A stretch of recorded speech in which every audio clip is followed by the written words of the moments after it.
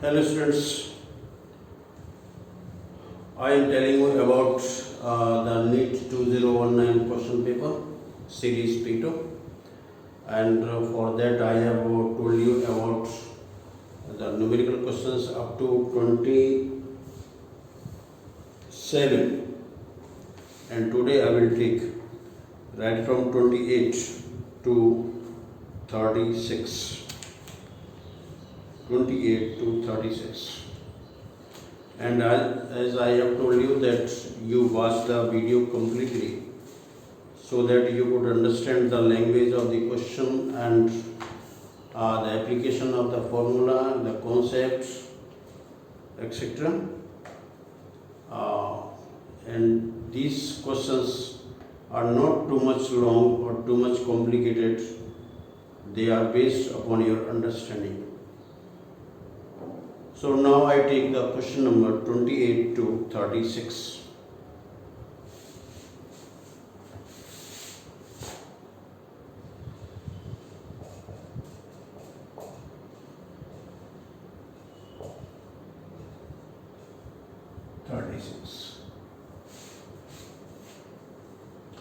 Now question number 28 is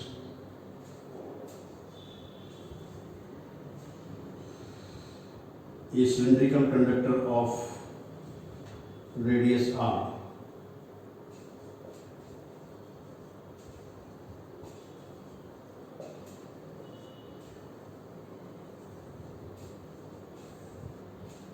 of radius r is carrying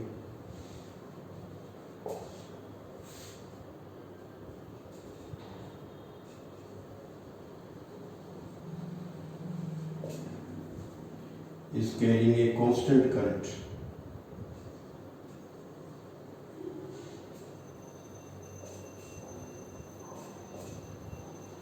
Constant current. The plot of magnitude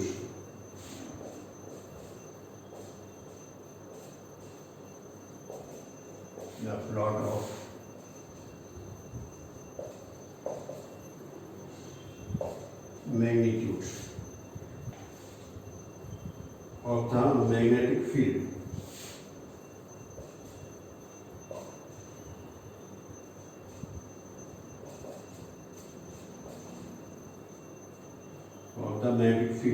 B with distance d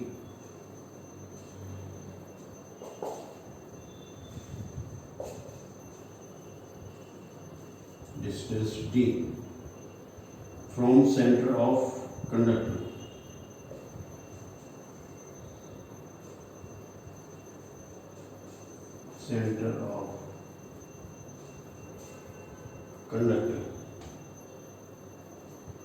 is correctly represented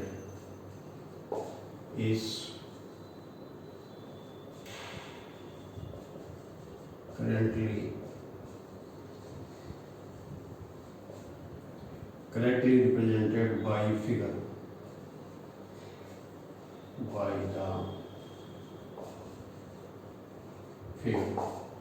Now the first option is, here we are given, this is now your B, this is your D, and first is given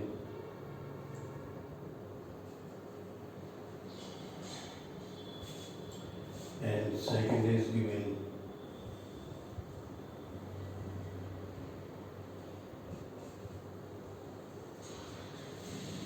Here this is R, and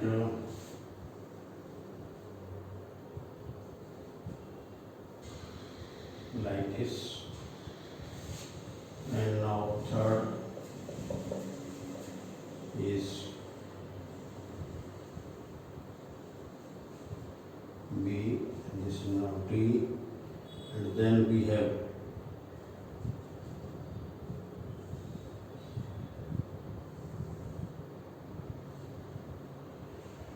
and the fourth is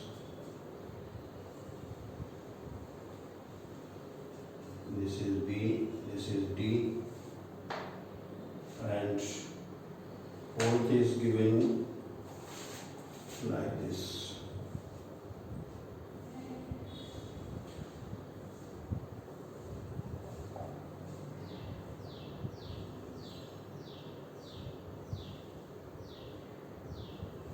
These are the four options.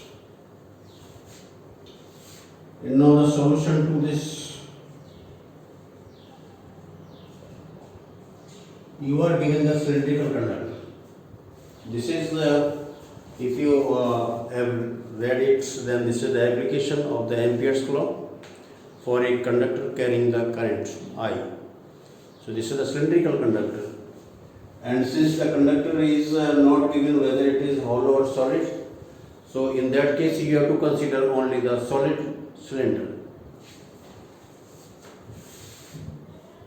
Now this B outside equal to mu naught upon 4 pi into 2I upon R, 2I upon D. This is the outside, the cylinder. Inside the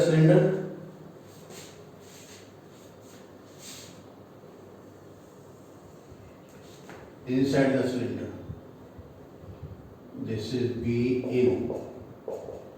This is equal to mu naught upon 4 pi into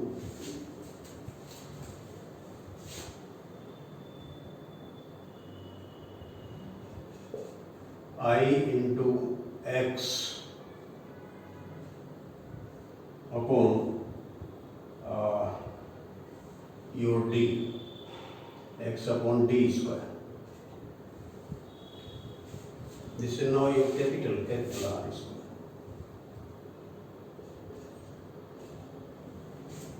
So here this B in is directly proportional to X, and here outside to this one, this B is proportional to 1 upon V naught. So inside there will be a straight line passing through the origin. So this is now your passing through the origin. This is now so much, and then at this, when this point is taken to be now R, the radius. This is R. You are given D here. Then you can see that after this R, the magnetic field will follow this law. V naught proportional to 1 upon D. So this is the correct option is now third. So this is the application of the Ampere's law for a solid cylindrical conductor. So the field inside the conductor is proportional to the distance, and beyond the outside the conductor, this is inversely proportional to 1 upon D. So because of that, we will have the variation like this. So the right option is 3. Answer is third. Now we come to question number 29.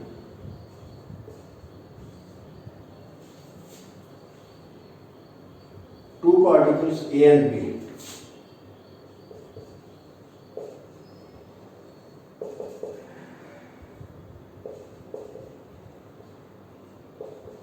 A and B are moving in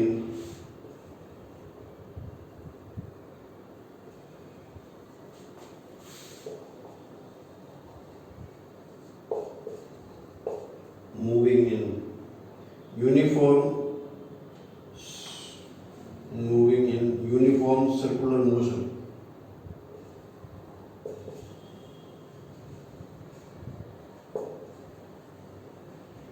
Circular motion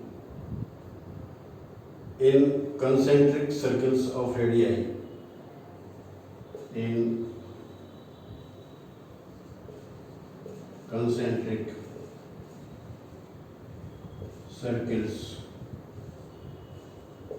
of radii RA and RB.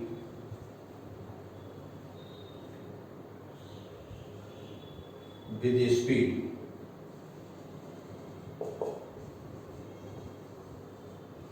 VA and VB respectively, respectively. The time period of rotation, the time period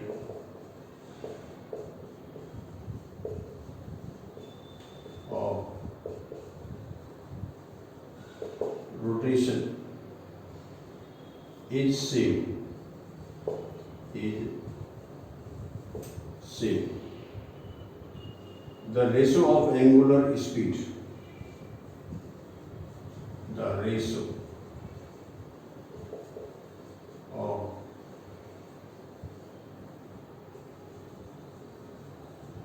angular speed of A and B, of A and B will be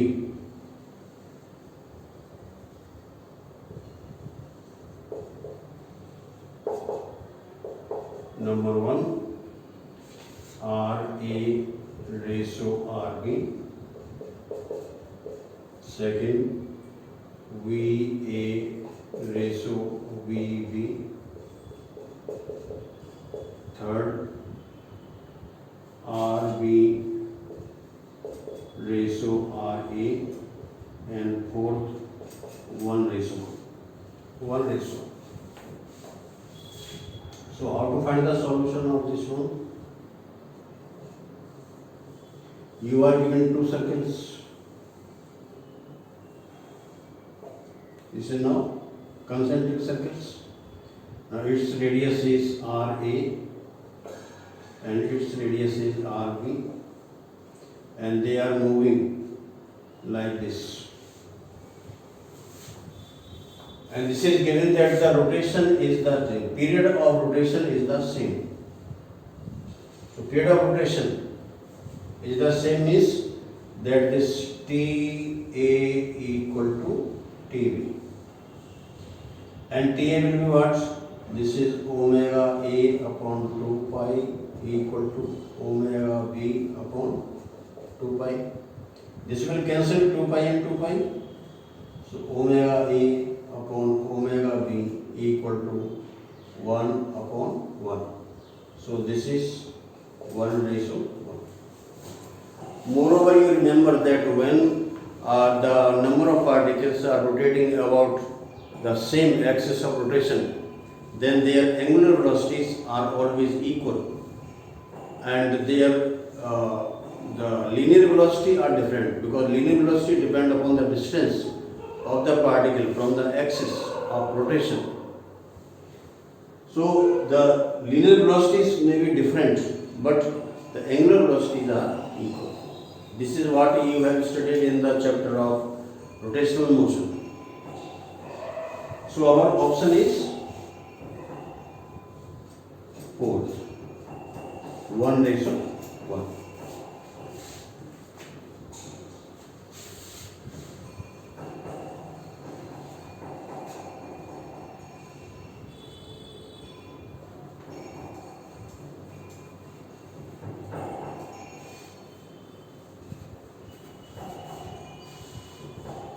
Now question number 30.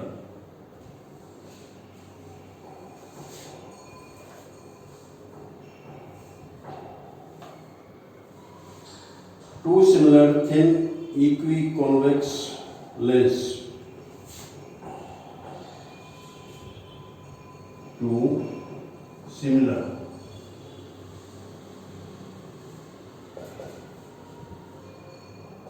thin equiconvex lenses of focal length f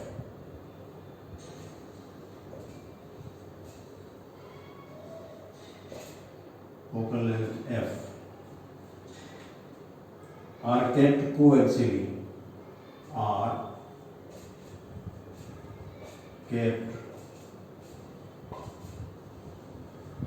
coaxially, in contact with each other. In contact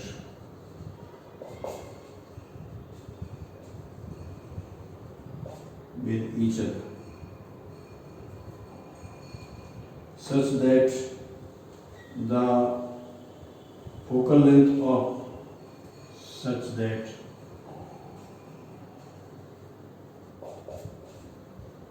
the focal length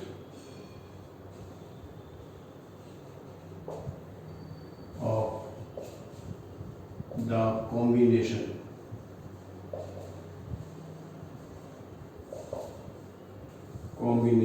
is F1.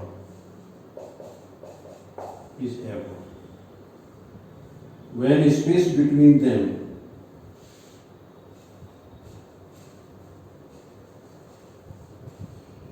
is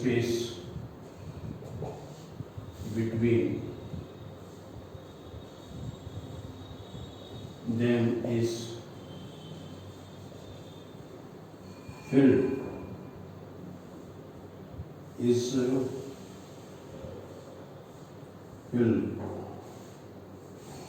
when the space between the two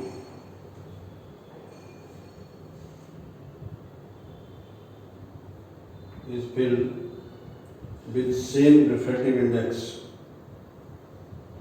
When the space between two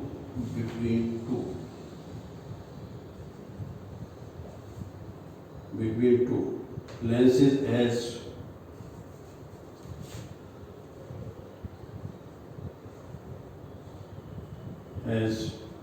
same refractive index,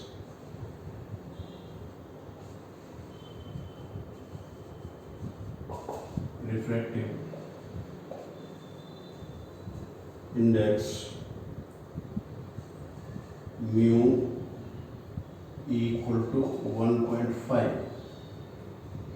as that of glass,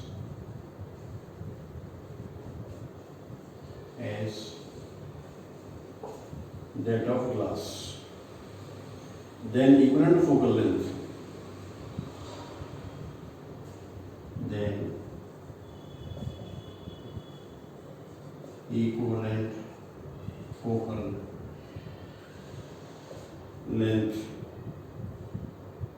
is F2.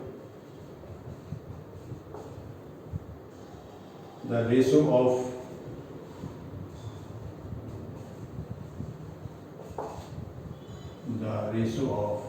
F1 ratio F2 will be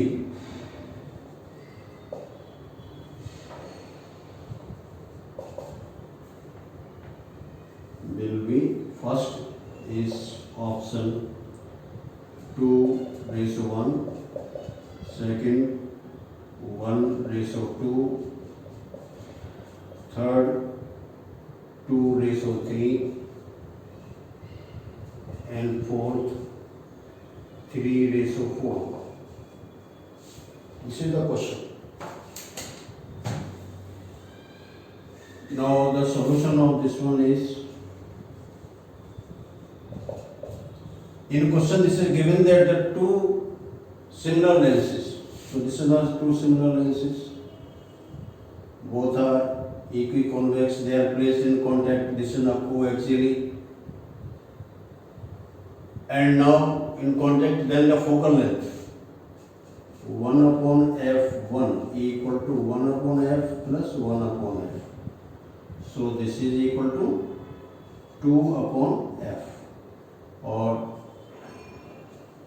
f1 equal to f/2. This is now first when the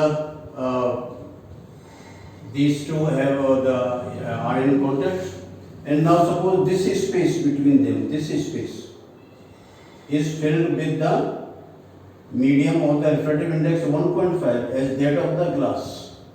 So what we have, that in second case we are having this lens and this is being filled with this one. So now this will be like this. So now in between these two lenses there is a concave lens. When space between lenses is filled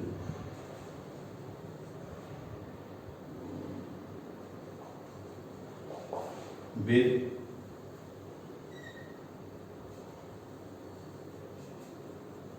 medium of mu equal to 1.5. Then between two lenses, there will be a concave lens. Concave lens between the lenses. Between the lenses. So now what we have?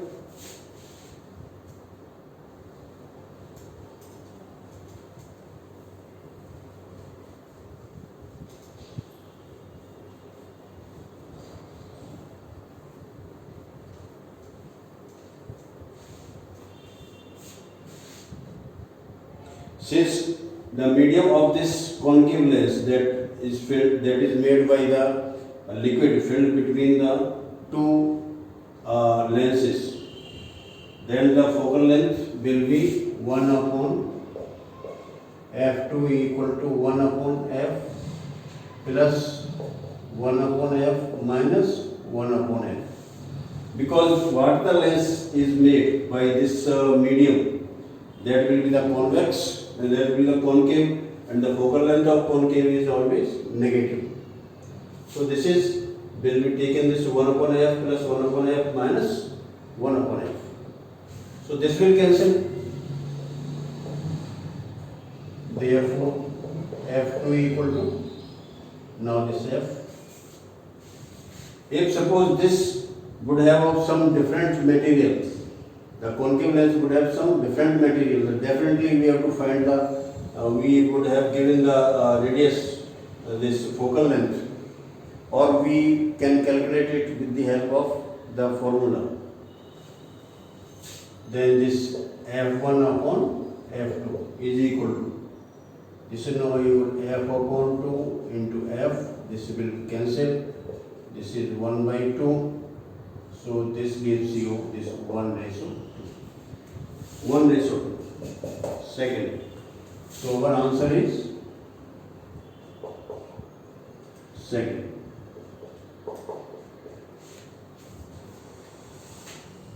Whenever you are given the number of lenses in contact, then just you add their focal length with the reciprocals. So 1 upon f1 plus 1 upon f2 plus 1 upon f3 plus 1 upon f4, like this.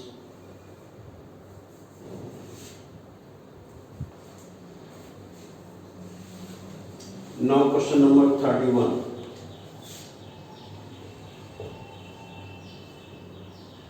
In total internal reflection,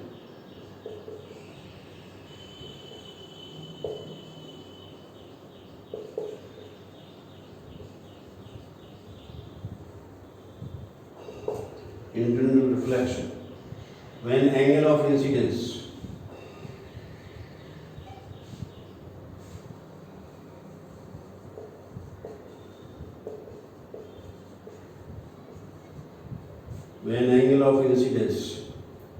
is equal to the critical angle,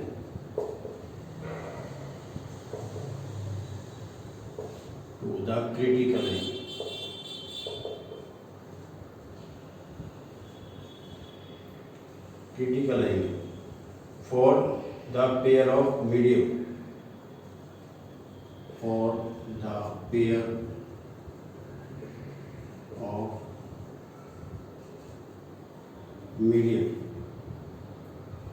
pair of media in contact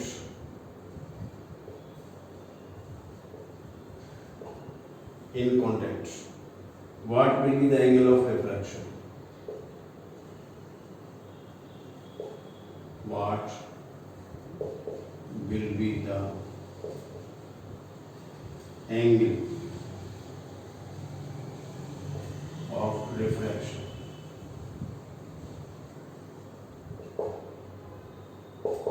Now options are your 180 degree, second 0 degree, third equal to the angle of incidence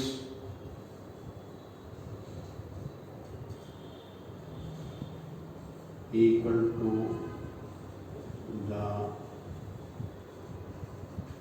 angle of incidence, and fourth 90 degree. Now the solution. This we know that when the angle of incidence is equal to the critical angle, then the light ray, the refracted light ray that goes along the interface, so that makes an angle of 90 degree. So this is like this, that this is suppose like this, and here we are taking the normal. This is the angle IC, I equal to IC, I equal to IC. Then this angle R equal to 90. It is suppose more than this IC, then this will go in this one. Now for this angle, this will go like this. So this angle of incidence will be more than the critical angle. So when this I equal to IC, then the angle of reflection is always 90 degree. So our right option is fourth. So we have the answer. Fourth.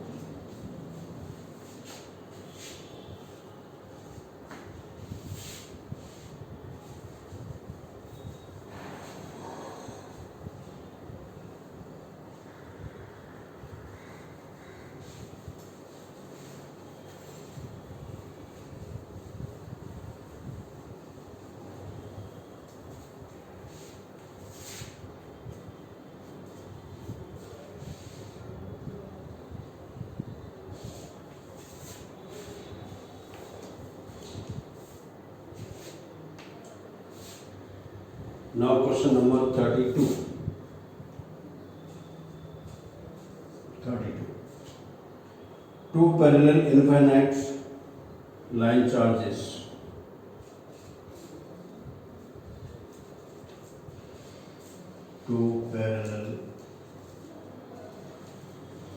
infinite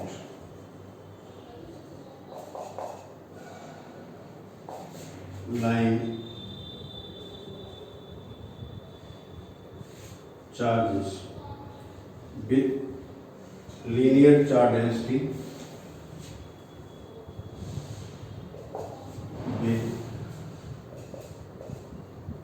linear charge density plus lambda coulomb per meter and minus lambda coulomb per meter are placed at distance 2r. Are placed at distance 2r in free space.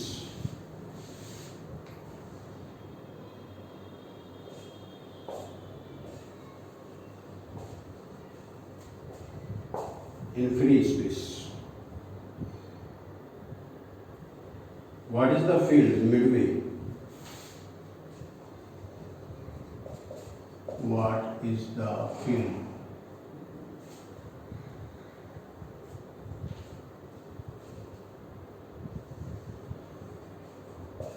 Electric field.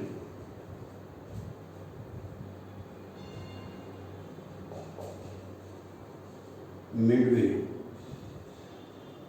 between the two charges.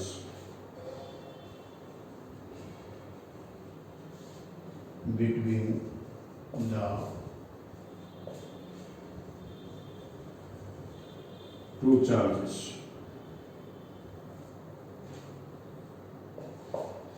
Now first option is 0. Second is 2 lambda upon pi epsilon naught, R Newton per Coulomb.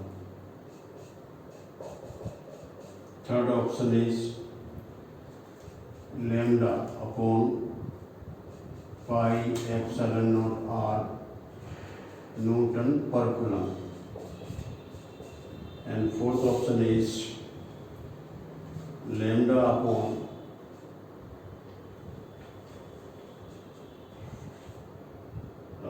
this is your 2 pi epsilon naught R Newton per Coulomb. These are the four options. Now solution.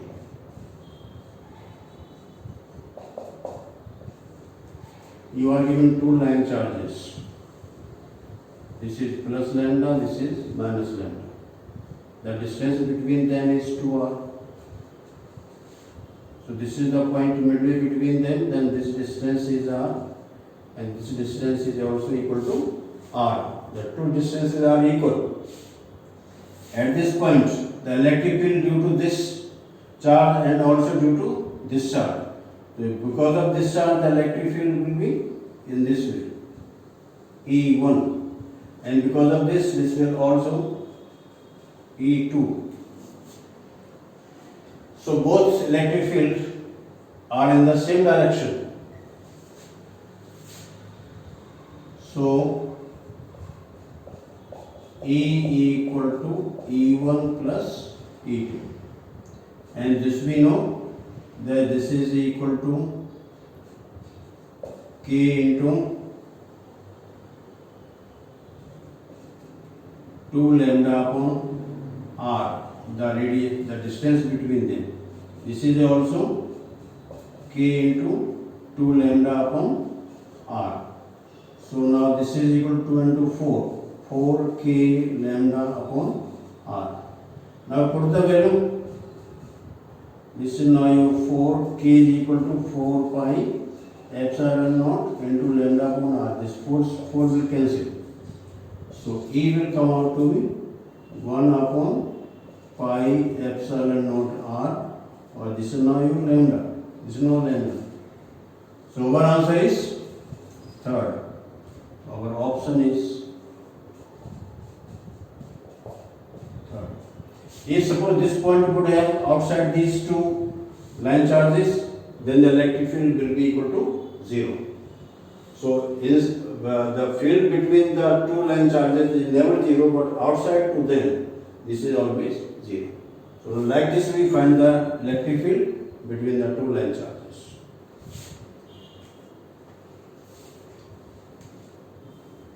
And now question number 33.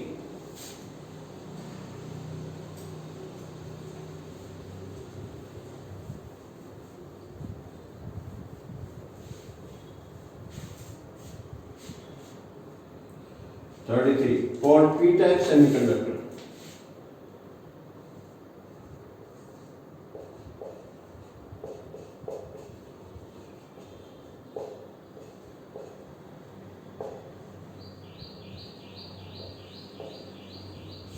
p-type semiconductor, which of following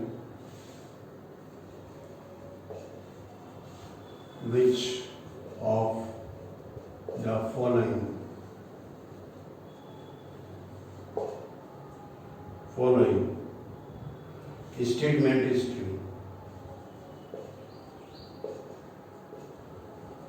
Statement is true. Now first statement is electrons are majority carriers.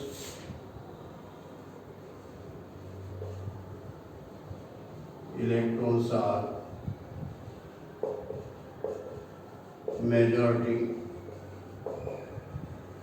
carriers and trivalent atoms are dopants. And trivalent atoms are dopants. Second option is the holes are majority carriers. Holes are majority carriers and trivalent atoms are dopants. Trivalent atoms are dopants. And now third option. Holes are majority carriers. Holes are majority carriers and pentavalent atoms are dopants. Pentavalent atoms are dopants. Fourth, electrons are majority carriers. Electrons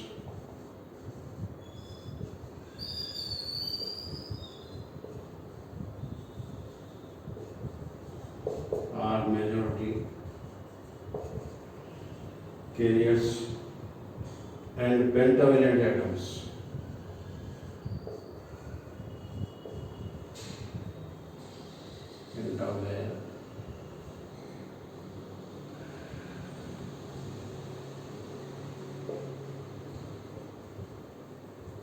atoms are dopants. This is given clearly the p type. So in p type semiconductors, dopants are always trivalent, and in p type the holes are the majority carriers. So this is our theoretical question, direct theoretical question. So just you find that this electron, just you leave that. Now holes, majority carriers and trivalent atoms are dopants. This is right. Holes, majority carriers and pentavalent atoms are dopants. This is wrong. Electrons are majority carriers and pentavalent atoms are dopants. This is wrong for p-type semiconductor. So our answer is your second. In p-type semiconductor, there are always the holes in majority carriers and trivalent atoms are always the dopants.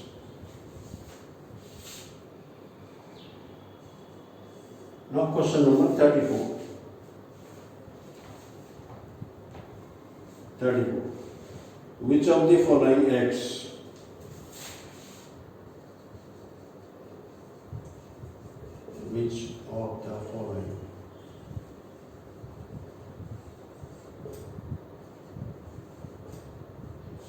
acts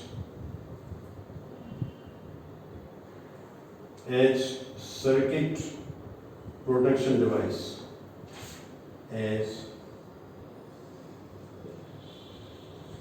circuit protection device? The option is number 1, conductor.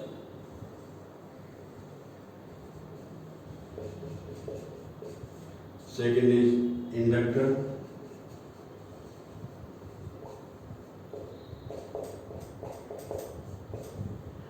Third is switch.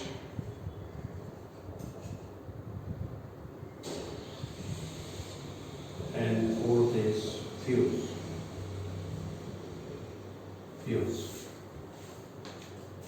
We know conductor is this is the conductor of, good conductor of the current. Inductor, this is also not, because inductor is in the case of the electromagnetic induction. Switch, the switches are given in our houses, but they also maybe the protection devices for the appliances that we are having in our homes. And fuse, this fuse is applied just near the your electric meter. So whenever there is a high current, this fuse burns and all the apparatus or all the devices inside the home are safe. So this fuse acts as the circuit protection device. So our choice is fourth. Right answer is fourth. So whatever device that is used for the protection of the home appliances, that we call the circuit protection device. So here this is the fuse. It is made of tin and lead, and as the high current passes through it, it melts, and all the appliances are safe. So this fuse is the right answer. And now question number 35.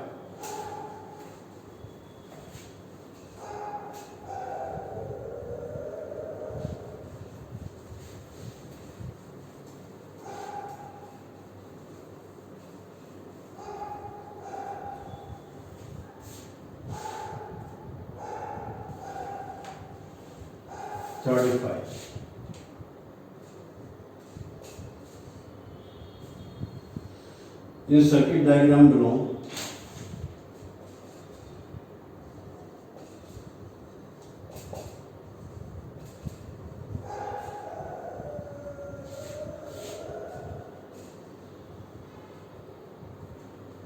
diagram below, the reading of voltmeters.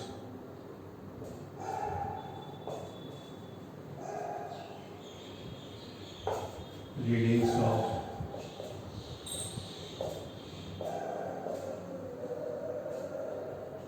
voltmeters and ammeters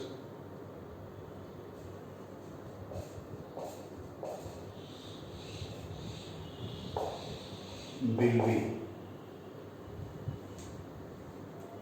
Now here we are given the circuit diagram. This is a resistance. This is given a voltmeter V1.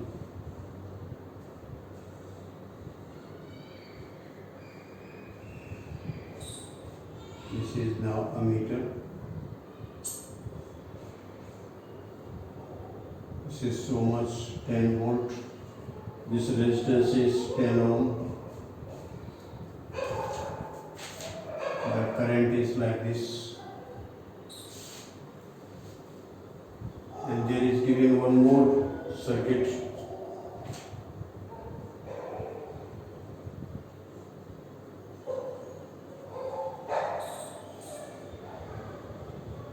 This is now your P2.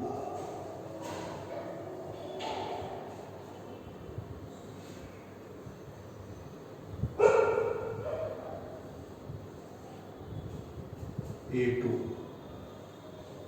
like this. The current is in this way. This is your 10 volt. This is 10 ohm, and another is also of 10 ohm. Now your options are given. Now the first option is V2 greater than V1 and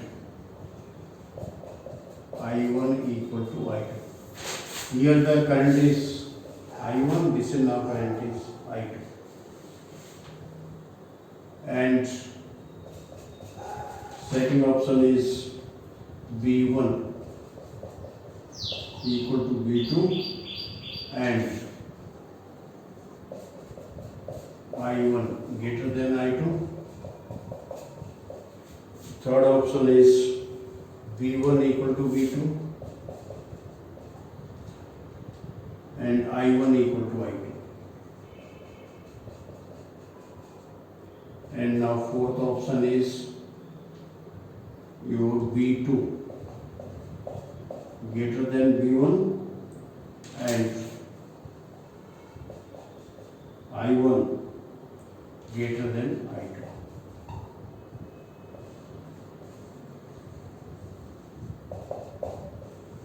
Now solution. You are given the voltmeters V1 and V2, ammeters A1 and A2, and you are given the resistance 10 ohm, 10 ohm, this 10 ohm. This is ammeter and voltmeter. Now here the resistance of ammeter and voltmeter is not given. When this is so, then we have to assume that these voltmeters and ammeters are the ideal apparatus. So for ideal voltmeter, the resistance is infinite, and for ideal ammeter, the resistance is 0. So what we have, the resistance, this being the infinite, so no current will pass through this one. And when this B2 is resistance infinite, so no current will be here. It means that both these voltmeters will have the same readings, because only this resistance will act here. This will act here. This will not act, because this will not take any kind of current. And this ammeter, since the resistance in both the circuits will be equal, so the reading of both the ammeters will also be equal to the same. So for ideal,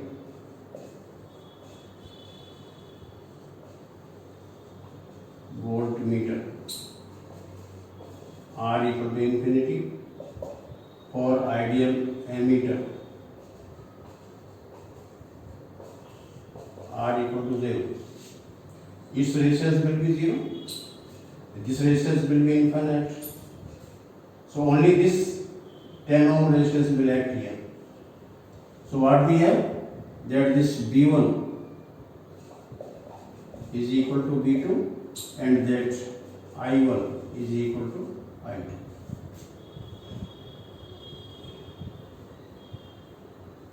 So also you can find it that this B1, this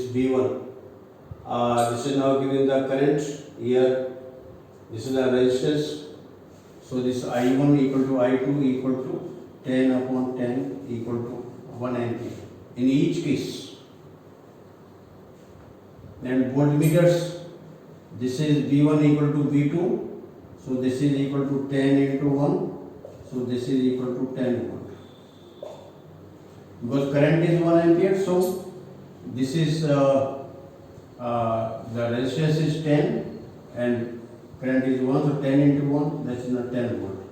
So both the ammeters will have the same reading, and voltmeters also will have the same reading. It means that our choice must be what? This is now third one. Answer is third. So this is to be kept in mind, that whenever we are not giving the resistance of voltmeter and ammeter, then we have to take them as the ideal apparatus.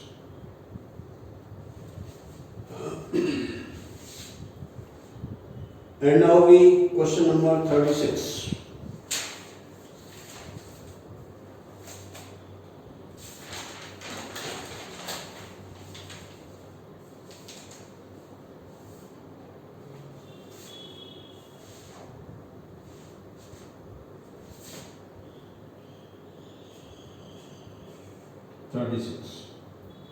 A parallel plate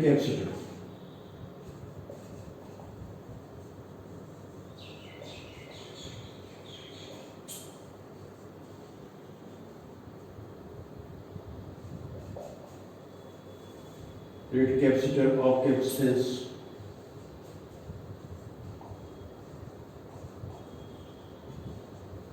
of capacitance 20 microfarad is being charged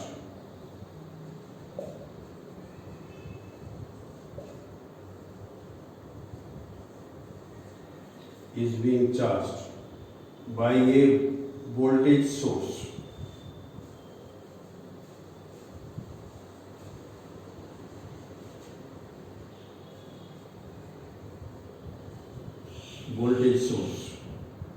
Whose potential is changing. Whose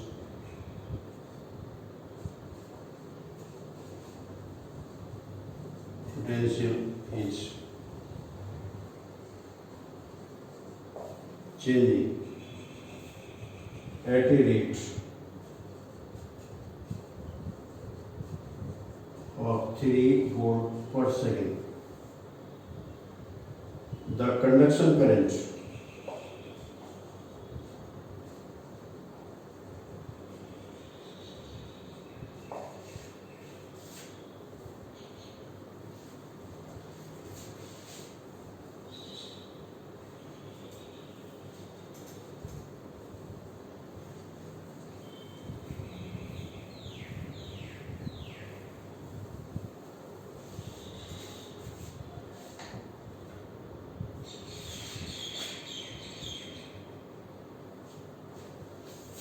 the conduction current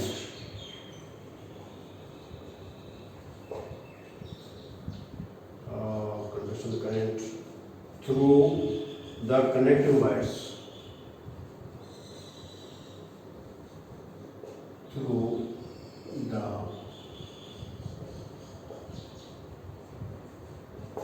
connecting wires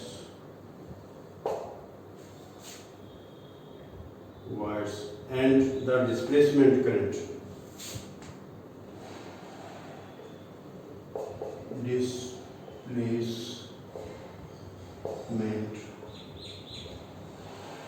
current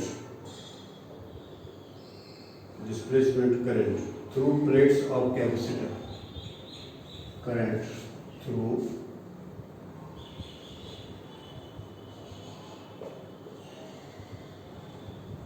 plates of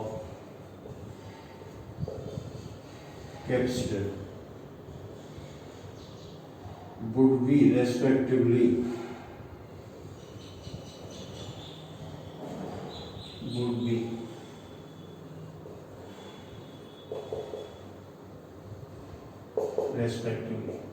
number 1 0 60 microampere,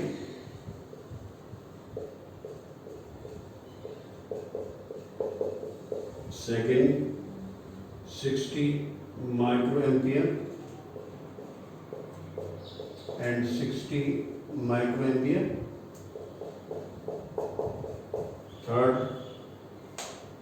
60 microampere and 0, fourth 0 and 0. You are given a capacitor. So now solution to this question is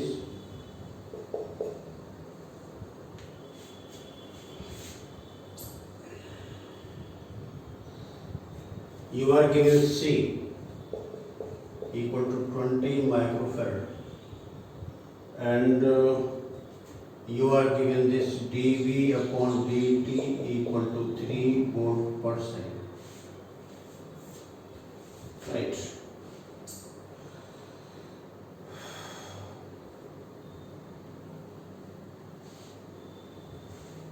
So now for you are given to this the current through this one. We know that the charge Q equal to CV. So I equal to dq upon dt. This is equal to d upon dt. Q equal to CV. This is CV. So this is equal to C dV upon dt. Only then this I is equal to C is equal to 20 micro and dV upon dt is equal to 3. So this is now equal to 60 micro ampere. This is the conduction current. And now displacement current.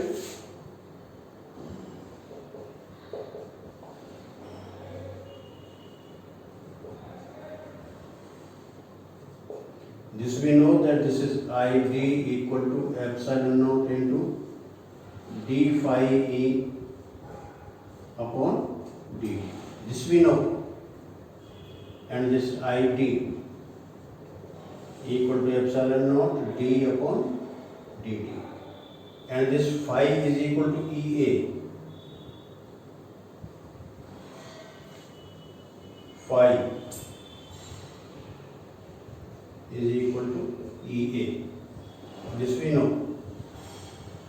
So this, and you know that E is equal to V upon D.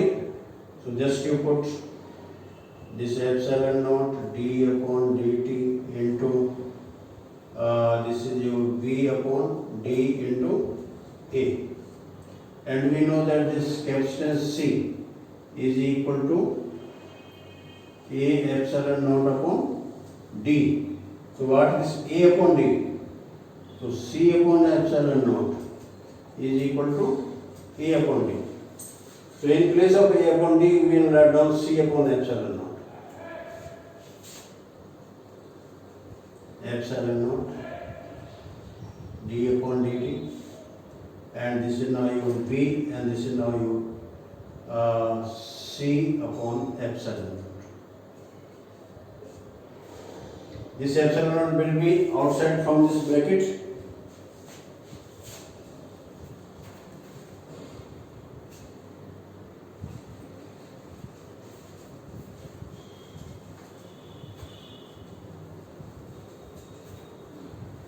So what we have, this ID equal to epsilon naught upon epsilon naught into C into dV upon dt. This will cancel. C is your 20 micro, and this is now your 3, so this is now 60 microampere. So this is what that the displacement current and the conduction current both are equal. 60 microampere, and this is also now 60 microampere. So conduction current will be like this one, that's Q equal to CV, and just to differentiate it, then you will find this formula and you will find this IC. The displacement current, we know this formula, the d phi E, the flux, electric flux. This is E into A, E equal to V upon D. This is now A, then C is equal to A epsilon naught upon D. So A upon D equal to C upon epsilon naught. A upon D, C upon epsilon naught. This term will be outside, so this will cancel. Then this is again. So what we are left, what is given here, that is the same as here. C dV upon dt. 60 microampere, and this is also 60 microampere. So both the conduction current and the displacement current are equal. So our right choice must be what? The second one. Second. So second is the correct choice. That is the answer of this question. You all like, share and subscribe this video, and also like it. Thank you very much to all of you.